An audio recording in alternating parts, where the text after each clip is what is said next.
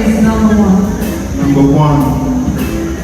So, Mona, in your view, how should the OECS address mobility and migration issues among member states? In your view, how should the OECS address mobility and migration issues among member states? Thank you.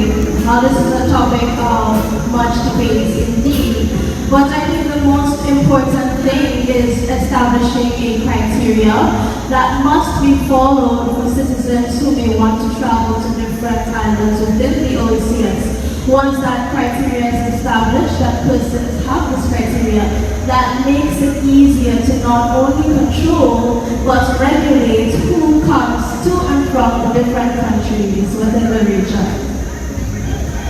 Thank you very much.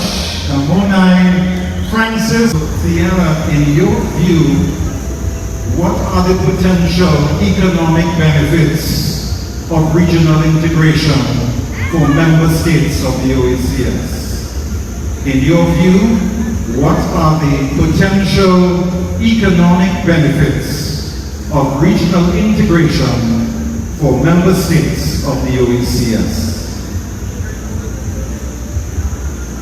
It is important that we understand that regional integration has many benefits.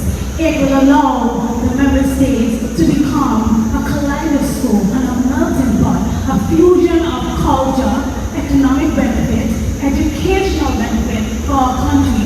Once our nations use this charge as a charge of unity and strength, then we can become a better and a bigger regional and a better Caribbean. Thank you very much. How do you believe regional collaboration and collective efforts can address the specific challenges that small island nations in the Caribbean, like those in the OECS, face due to climate change? How do you believe regional collaboration and collective efforts can address the specific challenges that small island nations in the Caribbean, like those in the OECS, face due to climate change? It is through regional integration that our people work across borders. We pool our resources together and really champion causes that we face as a region. Recently, I had the honor of representing my country at the Climate Change Conference in the United Arab Emirates. As a delegate and indigenous youth activist, I really see regional integration as the best way we can move forward as a region. This will allow us to really pool our resources, create initiatives that can become more impactful so that we can mitigate the impacts of climate change, particularly climate adaptation and mitigation of fossil fuels in our region. This is how I will move forward in advancing the issues caused by climate change. Thank you very much. This is Burton. Contestant number 2. What do you believe are 2 key challenges hindering successful regional integration efforts, and how would you address them? What do you believe are 2 key challenges hindering successful regional integration efforts, and how would you address them?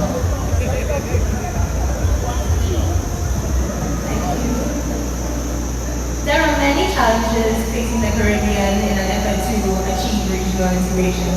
However, firstly, we need to address the costly airfare prices that we have. I know some of you can agree that traveling internationally is cheaper than traveling regionally. I believe that the OECS and other Caribbean organizations have the ability to create more airfare organizations that create non-ethnic organizations that compete with the ones that we have right now, which will improve our affordability and the services that we receive. Secondly, I believe that we don't partake in enough collaborative cultural events. We need to bring back stuff like Harry Festa. We need to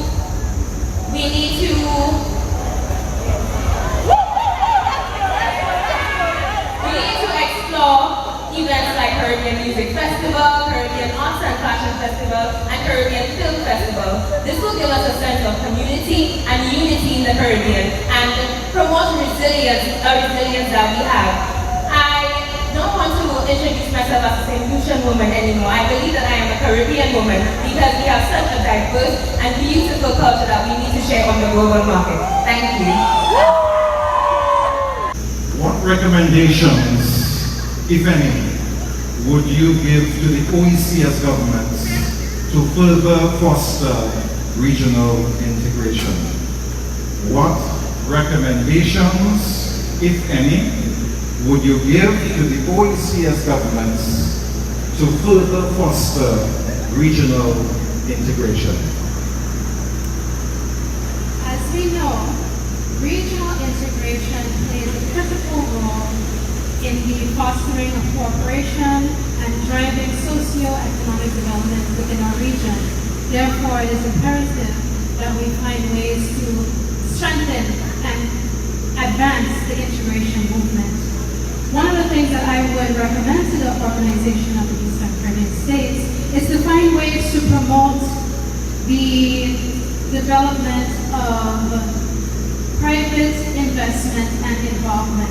Because of course, all the different initiatives, projects, and programs that we will implement throughout the member states of the region, we would of course need to finance these programs. So through involving the private sector and creating an environment that would be conducive to attracting global investment, we can definitely promote and advance the development of our projects, strengthen our public policies, and continue to advance the integration movement. All in all, we face many challenges, but there is no obstacle greater than our ability to overcome our challenges. I thank you. Thank you very much.